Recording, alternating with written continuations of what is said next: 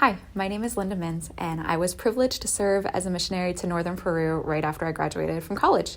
It was a really hard yes in saying yes to this mission field. To go as a single female without the protection of a husband was unnerving because Peru in that season was in a hard time. They were facing a lot of political unrest and social unrest. The streets were becoming more and more violent. And so to say yes to live there was like living as an unwalled city. During my time there, about a year into my term, one of my vigilantes who was on duty was shot. And that was very unnerving. And it was hard to feel this holy tension of feeling so called to Peru, but also wondering, am I having an impact? I'm constantly looking over my shoulder. I have a death grip on my passport. Am I actually having an impact? But it was really encouraging. The young ladies that I was there to disciple were about my age. They were high school students, they were college students, sometimes freshly graduated, just like I was. And they started to share with me that they trusted me, that they felt that I was a good listener. They saw me as a sister and as a friend and as a confidant.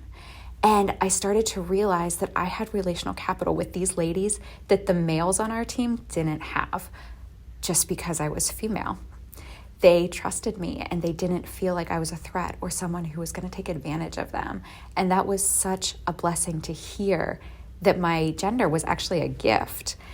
And beyond that, it was so cool because I started to realize that the darkness that we were living in, being afraid that we were going to be taken advantage of as women, it was actually providing a platform for the gospel to go forward.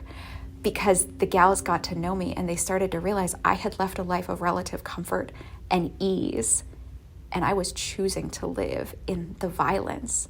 I was choosing to live in a land where women can't drive, where women can't even sit in the front seat of a car unless their husband is the driver. And because it was violent, they started to ask, why are you choosing to live here? Why do you have hope? How do you have hope? How do you have joy and peace amidst this darkness? And so the very darkness around us provided a platform that I could speak the gospel into.